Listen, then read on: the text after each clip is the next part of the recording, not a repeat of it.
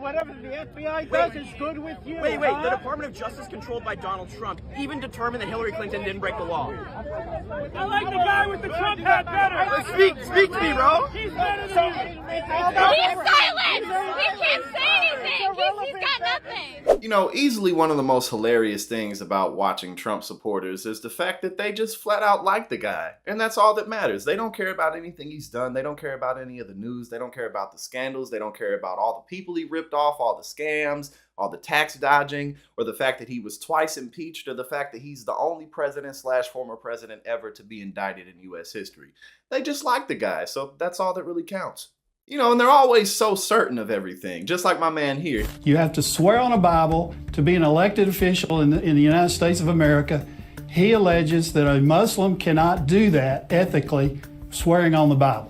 You don't actually have to swear on a Christian Bible. You can swear on anything, really. I don't know if you knew that. You can swear on a Jewish Bible. Oh, no, I swore on the Bible. I've done it 3 times. I'm sure you have. I'm sure you've picked a Bible, but the law is not that you have to swear on a Christian Bible. That is not the law.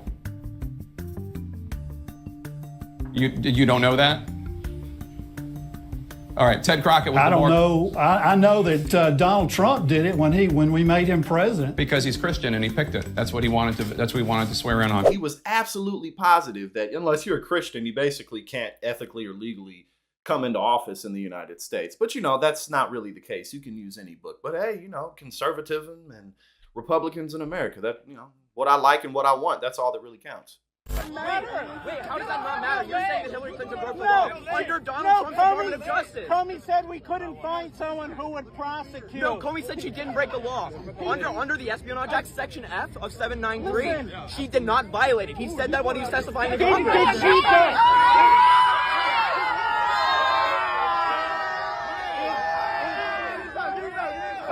Comey is a crook.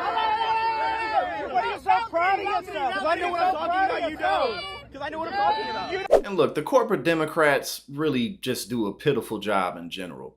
But in order to vote Republican continuously, you really have to pay no attention to the facts. I mean, what did Republicans do all 8 years while Obama was in office? They talked about how they were going to repeal and replace the Affordable Care Act. Trump gets in office, they have absolutely no plan. The only thing Donald Trump really did when he was in office, legislatively, is cut taxes for the super wealthy and for corporations. And then Biden gets in there and he doesn't even want to raise it back up to what it was before. So, you know, what else do Republicans do? They're always talking about cutting Social Security and Medicare. Trump talked about that at one point too, but then he, you know, kind of smelled what was in the air and saw that it's not popular. So he's kind of the only Republican saying he doesn't want to cut these things. And that's some of what drives his popularity. But at the end of the day, you know, voting for Donald Trump, a former game show host, a man who is riddled with criminality, you know, I mean, what are you really paying attention to? It's not reality. What are your thoughts on the Roe v. Wade being overturned? I'm against abortion. You're against abortion? Yes. There's been some talk with some people saying we need to protect life.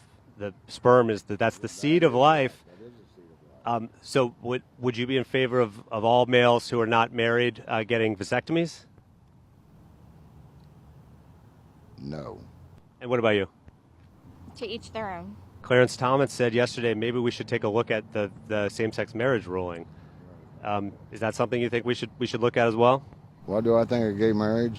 I don't believe in gay marriage. You don't believe it? You don't think that 2 men or 2 women should be able to get married? Would you like to see them reverse the decision? Yes. And why is that? Just how I was brought up, and that's how I believe. And you mentioned it a couple times. To each their own, right?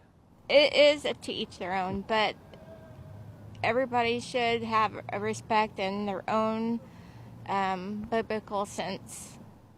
So to each their own, but you don't want gay people getting married, and you don't want women choosing what to do with their body. Right.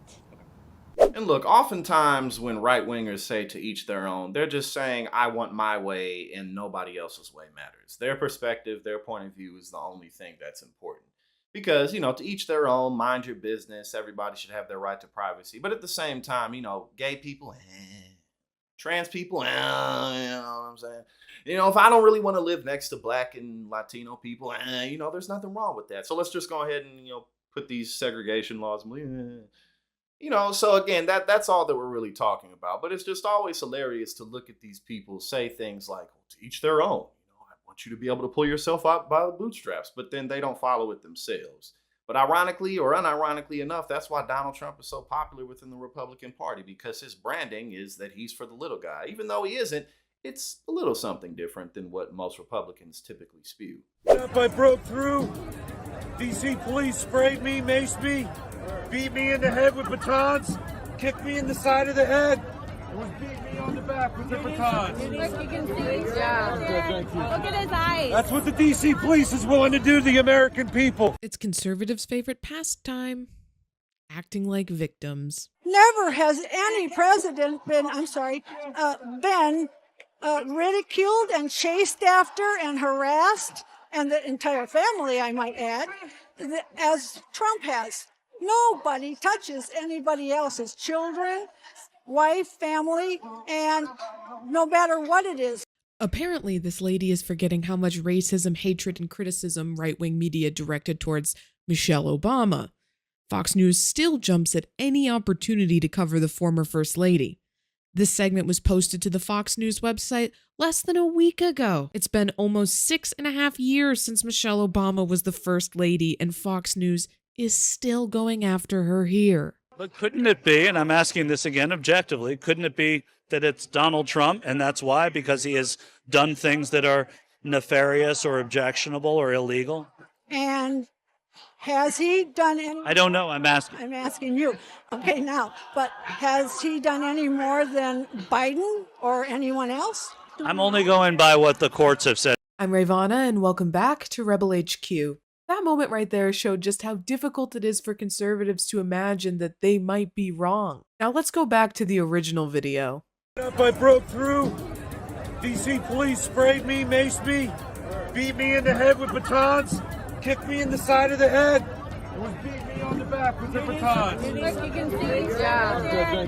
Look at his eyes. That's what the DC police is willing to do to the American people. And although he's acting as if he was just some saintly patriot minding his own business when the police came up and brutalized him, the truth of the matter is that he was participating in the protests at January 6th, and many of those protesters stormed the Capitol. And while many right-wingers are back the blue conservatives who would have you believe there's no systemic racism within the institution of policing in America, they simultaneously want you to believe that they are the actual primary victims of police violence and being targeted by the police for their ideology, which it just so happens is an ideology shared by a vast majority of police officers. But of course, their self-perceived victimization is only one of the numerous ways in which conservatives are hypocritical. Of course, there's the fact that this is a group of people who fashions themselves as freedom-loving Americans who just want the government to stay out of their lives, but simultaneously they want to use the government to control women and trans people's bodies and prevent them from doing what they want with them. They also wanted to, and did for a long period of time, use the government to prevent gay people from being married. I can't imagine an example of government intrusion on privacy stronger than that. But of course, the scariest part about conservatives' hypocrisy is that they don't care that they're being hypocritical, and they will continue to legislate in a way that actually intrudes on the lives and the well-being of the American people if they're able to do so. We're seeing this in Republican-controlled states all across the country, which is why it's imperative that in 2024 we have massive voter turnout to keep the Democratic majority in the Senate, as well as control of the presidency, and to win back the House.